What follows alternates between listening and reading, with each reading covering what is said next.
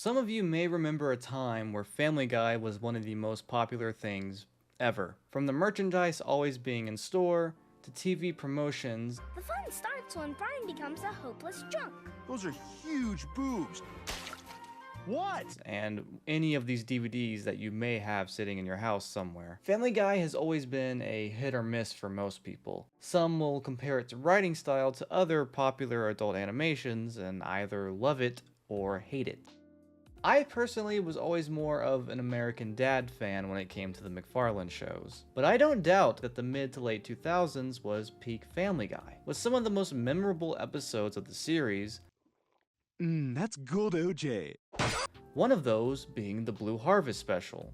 This was a special time post Revenge of the Sith where we didn't think we would get any more Star Wars films, and pretty much any damn thing could happen. The possibilities for TV shows, books, parodies, all were pretty open. Lucasfilms was still pretty active and pretty lenient with letting other people tackle some projects. This was before Disney bought Star Wars and George was still having fun. No Oscar. No Oscar.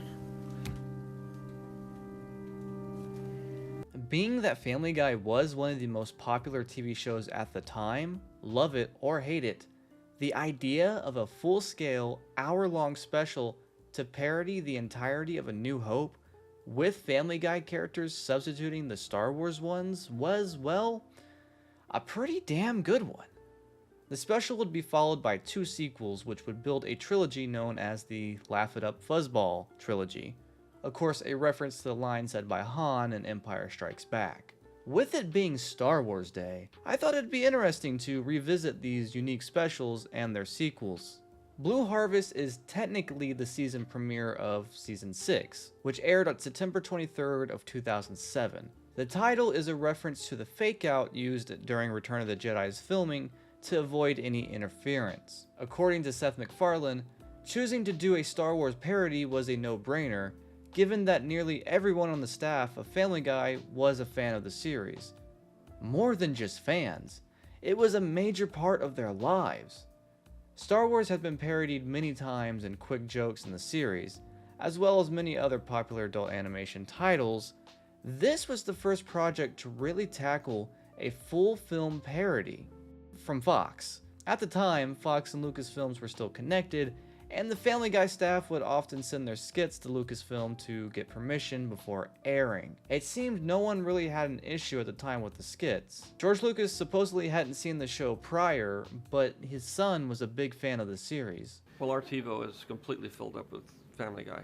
Oh, good. According to MacFarlane, many properties were considered for parody, such as Raiders or Star Trek, but it seemed more difficult to deal with those property holders. The episode was written by Alex Sulkin, a longtime friend and collaborator with Seth MacFarlane, not only having written many episodes of Family Guy, but also worked on other projects such as Ted. The episode was directed by Dominic Pulcino, who has a history of working on many Fox series, such as The Simpsons or King of the Hill. He has since gone to work on Adult Swim with Rick and Morty.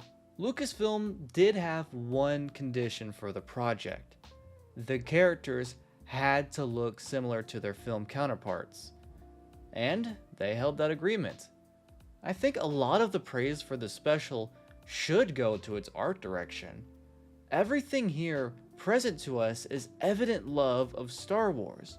The ships, the environments, the smallest details are all there, but now they're in Family Guy fashion. And these were still the pen on paper days. Most of what you see here was hand drawn on paper, and the detail is miles ahead of what you would get from average Family Guy episode. Not to mention, those episodes can easily recycle or reuse older images or animations for their episodes, whereas nearly everything had to be new for this special. The production was definitely a higher level than your average Family Guy episode, at least until this point. The script was double the average length alone. The original concept was to be a half-hour episode, but it became quickly evident that they needed more time, turning it into an hour-long special. All the love and labor came together, though, for the end result being one of the highest rated episodes for Family Guy, and to my knowledge, is the highest viewed episode that aired.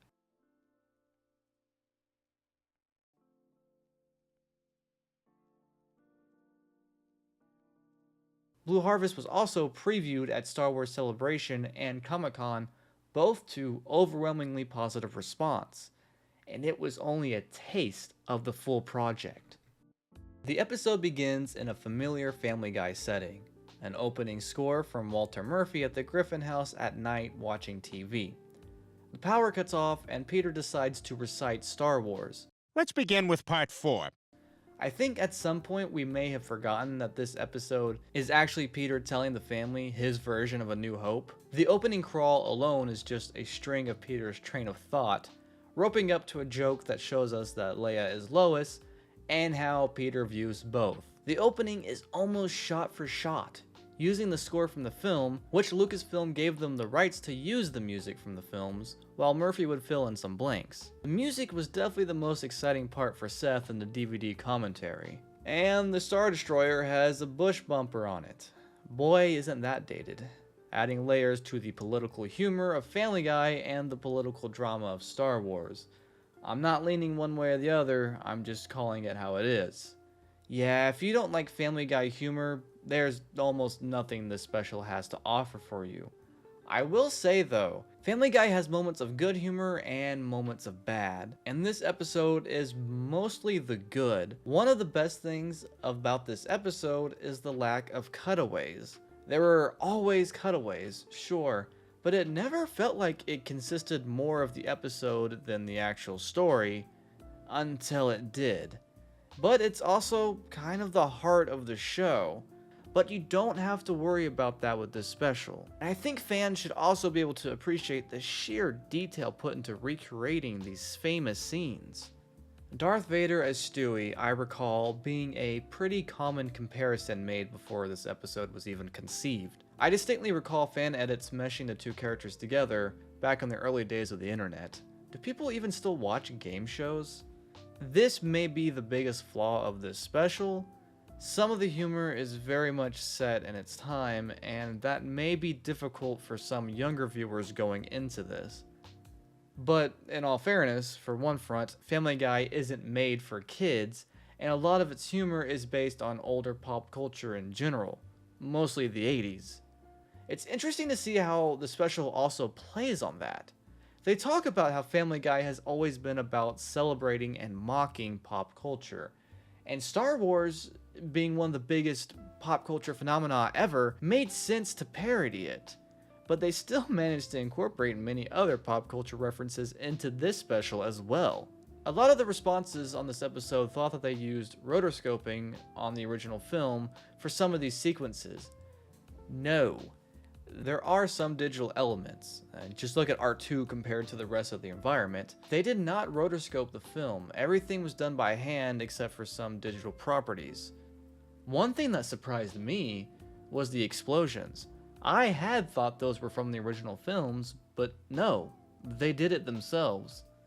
Apparently in the early drafts of the episode, the Jawas were going to be called Juwas, and that was one of the few things that Lucasfilms actually said no to, which apparently they didn't disagree with a lot. I'm kind of surprised they didn't change up the Death Star in some crude fashion.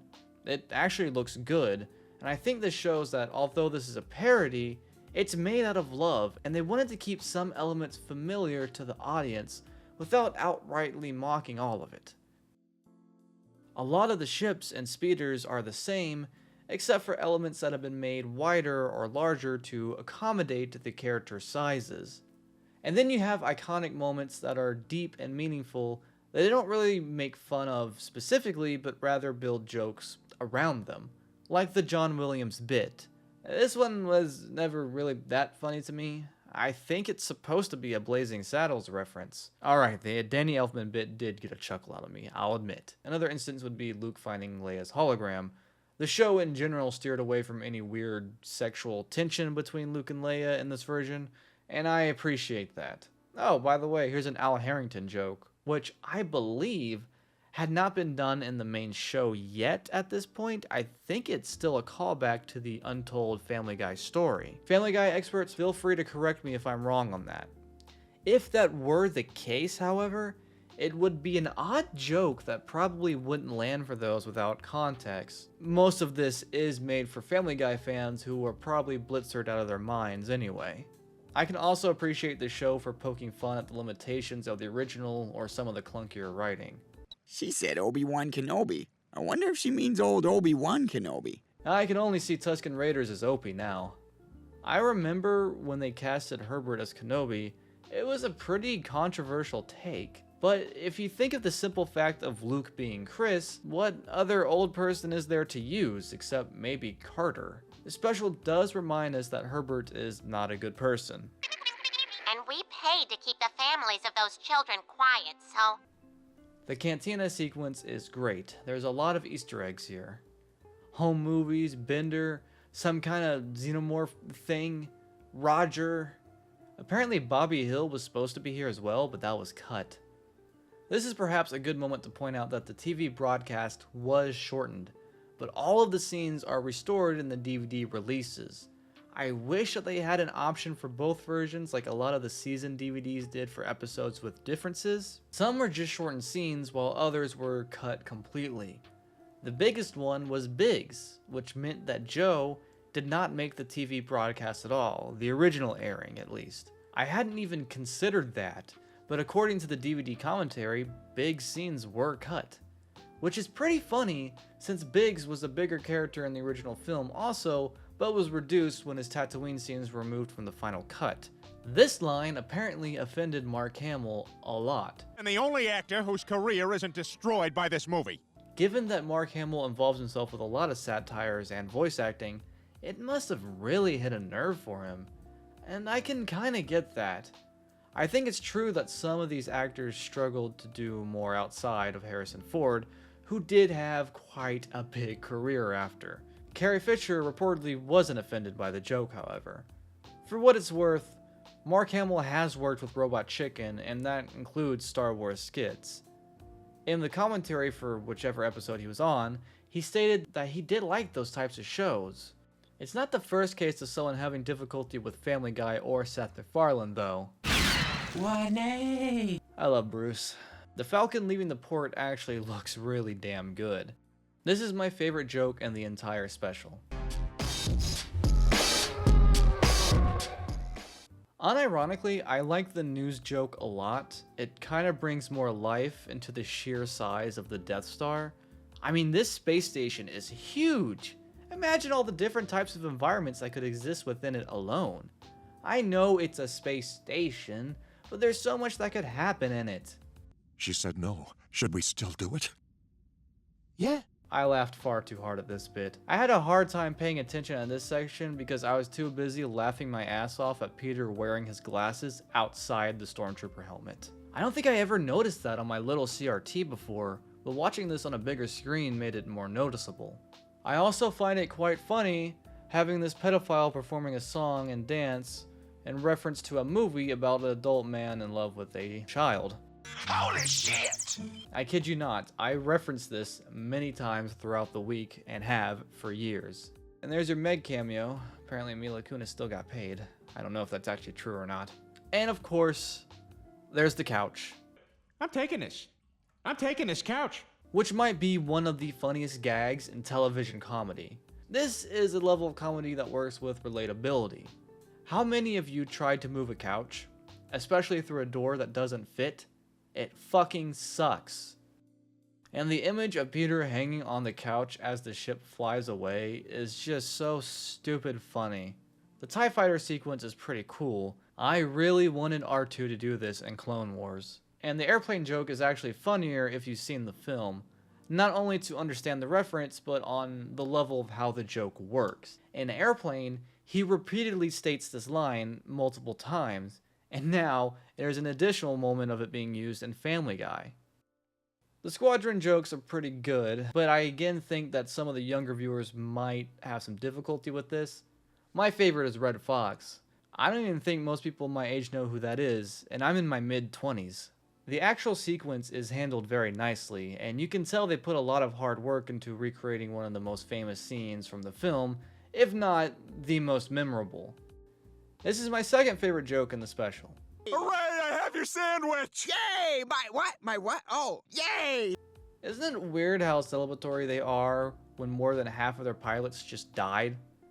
The episode closes on a joke between Peter and Chris, Seth MacFarlane and Seth Green debating over Robot Chicken, who did in fact do a Star Wars special prior to this one. That special, however, was mostly a compilation of skits from their episodes. The second and third parts would feature more original content to those specials.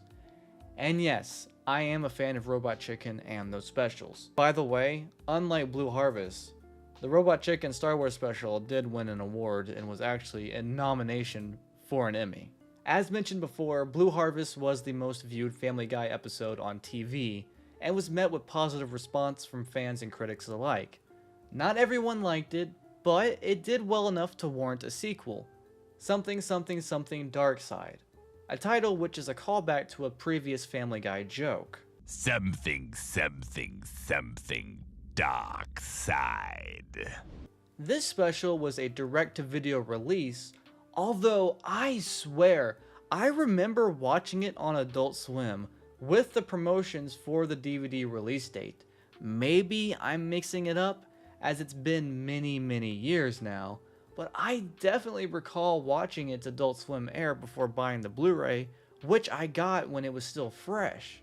This episode did eventually air on Fox, but the numbers weren't nearly as impressive. And it probably didn't help that at the same time, Lost was airing its series finale. Not that I've ever seen a single episode of the show, I do recall it having some following at the time. This episode was written by Kirker Butler, who would later go on to write for The Cleveland Show. Yikes. You know what? Say what you will, I definitely don't hate that show as much as other people do. The script of the episode seemed to be in work since the 2007-2008 writer's strike, as the DVD release for Blue Harvest contained a table read and teaser, but the actual episode wouldn't be released until 2010.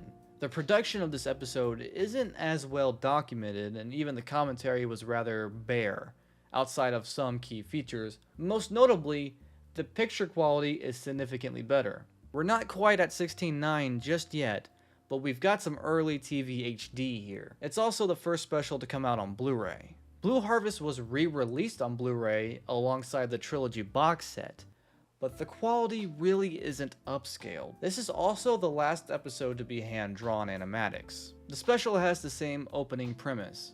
A power outage causes Peter to tell the Griffin family the story of Empire Strikes Back. This opening crawl, however, now spends its time making fun of Fox for some of their poor economic choices. There are 2 cancellations of Family Guy, and a CG purple elephant who may or may not have cost $58,000. It goes without saying that the animation in this episode exceeds its predecessor.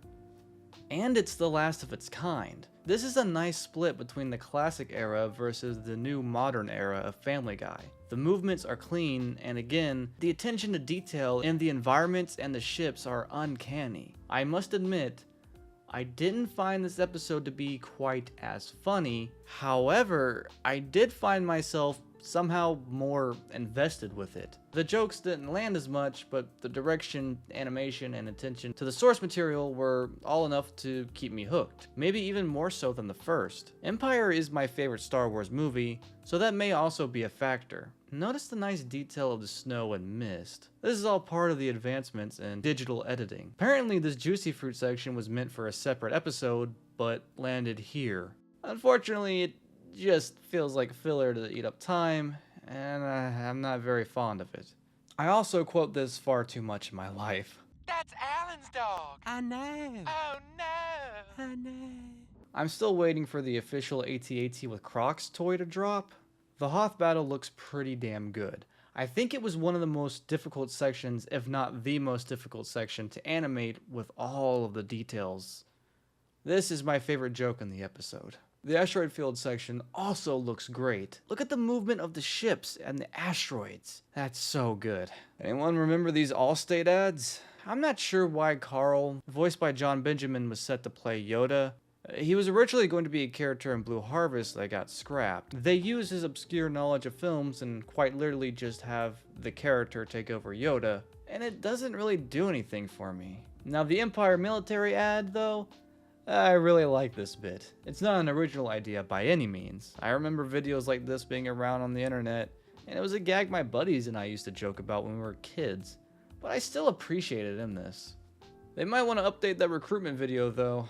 The Death Star's not around anymore. The juxtaposition with Rocky IV training montage is either one of the laziest or greatest things in the episode. Although Family Guy already kinda did this joke before in the A-Team episode.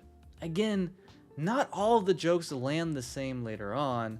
It's still really enjoyable to view. Look at Cloud City. They really captured the atmosphere. The color of the sky alone has such a nostalgic look to it. Reminds me of playing the OG Battlefront. That's when these specials are really at their best, reminding me of my love for Star Wars. This is my second favorite joke in this episode. I love you. Fuck off.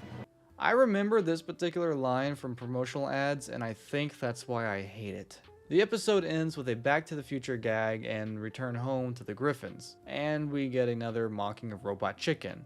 For those unaware, Seth and Seth are friends, and MacFarlane has been on Robot Chicken. He actually even voices Palpatine in the Star Wars specials. Fuck! If I recall correctly, MacFarlane spoke positively about the show in the commentaries. The response to this episode were also very positive, maybe even more positive than Blue Harvest, but this episode just doesn't seem to be mentioned as much, or as well remembered, which is somewhat unfortunate. But of course, we've got 2 of a trilogy parodied, so that means we've got to close things up with the third, Return of the Jedi. We're about to do Jedi, aren't we? Let's just get through this. Perhaps the most controversial of the original trilogy. And this was also always my least favorite as a kid, mainly because the indoor setting just didn't excite me that much. The third parody was called It's a Trap, the famous Admiral Akbar line that became a meme through the internet. This one was also released direct-to-video, but eventually was used as the season finale for the 9th season. The DVD Blu-ray came out in December of 2010, being released at the end of the same year that Something Something Something Dark Side came out. In the commentary for Something Something, the crew joke about their less than excitement on the third film, stating it's not bad, but it's not as good as the first 2. Yeah, that definitely shows. The very first thing you hear on the opening commentary for Trap is, Hey, fuckers. yeah, I think by this point it's obvious that Seth had Family Guy fatigue and just wanted to work on Ted, which is actually the joke of the opening crawl, which apparently, according to Seth, was all true. I hope you find that funny because that's pretty much the basis of the humor for this entire special. Nobody was in the mood for it, and it shows. In fact, Seth leaves halfway through the commentary, where the others proceed to talk about Ponyo. This is the most difficult of the 3 to talk about. There are some good gags here and there, like we have this joke, making fun of the fans who are upset that Jedi wasn't as dark as its predecessor, or my personal favorite, Luke taking off Vader's mask. I genuinely was excited to see how Stewie would look under the mask, and have waited for it since Blue Harvest's release. They really got me with that one. And I like the gag that they've run out of Family Guy characters and resorted to using characters from other shows. Being a big American Dad fan, I was happy with some of these additions. The animation is undoubtedly the best of the 3. It looks so good. This was when Family Guy was in the full HD era, not just in 16:9, but the details of the characters are so good. This special was directed by Peter Shin, who has worked with Family Guy as early as the first season. And here, they were experimenting with highlights on the character models, and it really elevates the detail. Just look at the movement on these ships. These sequences look phenomenal. It's just a damn shame that the writing doesn't match. It's not unbearable, mind you, by any means. It's just not the same quality as the first 2, and even they knew that. They just had to crap it out because Fox demanded it. It's actually rather impressive the amount of decent jokes thrown in here, considering how much they weren't in the mood for this. Some of the jokes are recycled.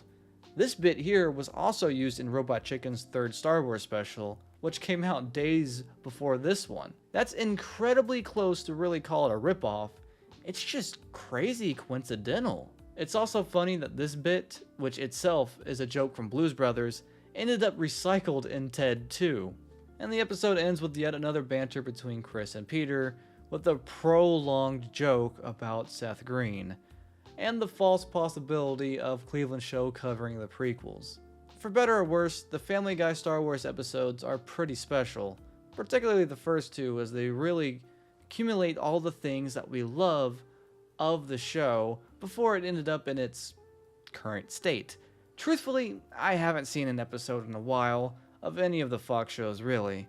The last I didn't really grip me. But I think that the Star Wars specials will always be remembered fondly. It's a nice piece of this certain era of Star Wars fandom that I am the most nostalgic for. Not to say that Disney hasn't done some cool stuff since their acquisition, it just feels as if fun things like this will never really be able to exist again. At least not to this scale. Do you remember watching these or buying the DVDs when they came out? Or are you a fan of the show? Let me know in the comments below, and let me know if you have any other suggestions for me to talk about. If you enjoyed the video, please leave a like and subscribe if you haven't. It really helps my channel out a lot. Thanks for watching, and as always, I'll see you next time.